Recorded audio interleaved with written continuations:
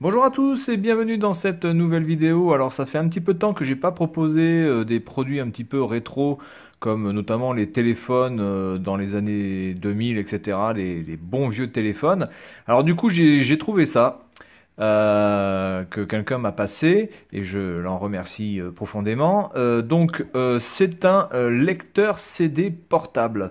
Alors, il faut savoir que, évidemment, c'est l'évolution de la cassette, du Walkman, à ceci près que, généralement, à l'époque, on n'avait pas encore accès au fait de pouvoir graver nous-mêmes nos CD, surtout que c'était quand même assez cher et un petit peu compliqué à faire, on va dire, au milieu des années 90. Fin des années 90, c'était déjà un peu plus démocratisé, mais au milieu des années 90, c'était franchement chaud de pouvoir graver soi-même les DVD, surtout par rapport aux tarifs exorbitants déjà d'un graveur et des CD vierges. Alors, moi, j'avais plus de préférence pour les Walkman à cassette parce que je pouvais enregistrer toutes les chansons que je voulais une à une. Donc évidemment, quand vous achetiez des CD à l'époque, vous étiez simplement obligé d'acheter des CD albums avec simplement généralement tout le temps le même chanteur. Et donc c'était très difficile de pouvoir faire une sorte de compilation. Alors évidemment, on pouvait acheter des CD de compilation déjà faites, mais il y avait moins de liberté que le Walkman. Le Walkman pour moi à cassette était beaucoup plus intéressant pour pouvoir vraiment créer sa propre compile avec différents types musicaux, différents artistes, etc. Alors ici c'est une marque peu connue, mais c'est une vraie marque, hein, Tamashi. On est dans l'évolution quasiment finale de ce qu'on pouvait faire dans les baladeurs CD, c'est-à-dire que bon, évidemment ensuite on va atterrir sur le MP3, donc celui-ci ne fait pas MP3, on s'entend bien. On est quasiment à l'évolution finale de ce qu'on pouvait faire parce que il y a plusieurs fonctions qui sont assez novatrices par rapport au premier lecteur CD qui était juste une calamité. C'était quasiment impossible de pouvoir marcher avec les premiers lecteurs CD. Donc, ce Tamashi, le UX8, donc évidemment on pouvait faire la programmation des pistes. Il y a un mode ici où on pouvait donc choisir, bon ça c'était assez classique, soit le mode aléatoire, soit le mode répétition, une piste, soit le mode répétition, toutes les pistes, soit aucun mode d'ailleurs. Évidemment la possibilité de faire avance rapide, retour rapide et de pouvoir passer les plages de CD comme on le voulait. Le bouton stop, le bouton play pause, donc ça il n'y a rien vraiment d'exceptionnel là-dedans. Alors le bouton qui peut être franchement une bonne idée, c'est le bouton ASP. Alors le bouton ASP, c'est un bouton qui permettait de mettre en tampon le CD, donc c'est-à-dire que cet appareil a une petite mémoire tampon musicale que je vais vous montrer. Alors je vais pas vous mettre de la musique, hein, évidemment, parce que ça sert à rien, hein, ça lit un CD, bon ça lit un CD, hein, mais je vais vous montrer un petit peu cette fonction-là. Donc on l'ouvre par le devant, voilà. Tac. Alors il y avait aussi des lecteurs CD qui étaient de forme carrée et d'autres de forme ronde. Il y a eu aussi voilà la mode des modes carrés, donc bon, je voyais pas trop l'intérêt parce que c'était un petit peu trop gros. Donc du coup on appuie sur play et donc vous pouvez voir ici ce petit icône qui est là et qui va au fur et à mesure grimper jusqu'en haut. Je crois qu'il y a 4 barres. Voilà. Donc au fur et à mesure que le CD se lit, l'appareil met en tampon la piste audio. Et donc l'intérêt, il est très très important, c'est que ça va vous permettre de pouvoir bouger, de pouvoir même peut-être avoir des secousses sans que le CD ne saute.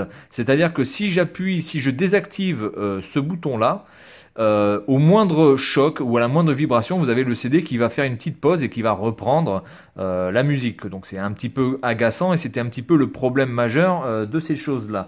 Mais grâce à cette fonction-là, alors c'est pas propre à cette marque-là, hein, il y a d'autres marques qui le faisaient, vous avez 5 ici, voilà. Donc là, on peut voir que c'est à fond. Et donc là, je peux bouger. Vous voyez, là, on est à combien? 58 secondes. Donc là, je bouge, je bouge, je bouge, je bouge.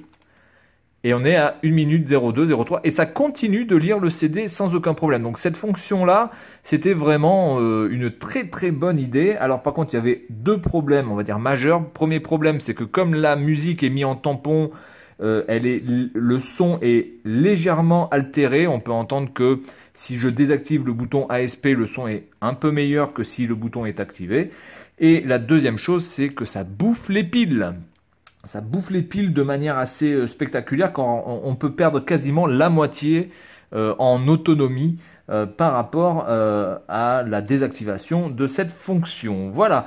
Alors ensuite, il se présente comment? Très classique, hein. Alors il y a un bouton charge parce que cet appareil a aussi une fonction qui est très intéressante. Alors là, j'ai mis des piles normales, mais si vous mettez des piles rechargeables, eh bien, vous pouvez recharger vos piles via le lecteur. Donc en fait, vous branchez ici votre adaptateur et les piles vont se recharger durant la nuit. Voilà. Et puis le matin, vous pouvez reprendre votre appareil et lire vos musiques grâce à cette fonction de recharge de piles rechargeables. Alors, évidemment, avec des piles non rechargeables, ça ne fonctionne pas. Et donc, quand vous n'avez pas de piles rechargeables, vous devez vous mettre en charge ici. On va le voir ici, si j'arrive à le montrer. Vous devez vous mettre en charge off. Voilà. Ensuite, vous avez donc pour charger l'appareil grâce à un adaptateur 4,5 volts. Voilà, bon, c'est un adaptateur tout à fait classique hein, que vous pouvez trouver à peu près partout. Voilà. Ensuite, vous avez sur cette partie-là le bouton volume. Voilà. Bouton volume qui était à molette. Et moi, j'adore les trucs à molette parce qu'on peut vraiment choisir comme on veut. Alors, je vais essayer de le montrer comme ça. Hop. Voilà, on peut vraiment monter le volume comme on veut. Alors on était vraiment à l'époque où les oreilles on n'en avait plus rien à foutre parce que le volume quand on le met à fond il est vraiment à fond. Il sature totalement hein, donc c'est inaudible mais ça peut vous exploser les oreilles. Vous avez un line out qui vous permet donc de brancher ça sur des enceintes et donc d'écouter votre musique sur des enceintes externes. Évidemment la prise casque et puis la fonction on off pour le bass boost qui lui aussi malheureusement bouffe un petit peu les piles. Donc quand vous avez le bass boost activé plus l'ASP activé, grosso merdo en autonomie, il ne faut pas compter je pense plus de 3 heures ou 4 heures de lecture. Ce sera déjà le bout du monde, surtout que vous avez un écran digital qui pompe aussi lui de la batterie. Par contre il n'est pas possible de désactiver l'affichage, c'est-à-dire qu'il n'y a pas une sorte de veille qui enlève l'affichage, donc du coup vous êtes obligé d'utiliser vos batteries, vos piles sur votre lecteur CD. Donc ça c'est une fonction qu'ils auraient pu rajouter, c'est-à-dire un mode veille.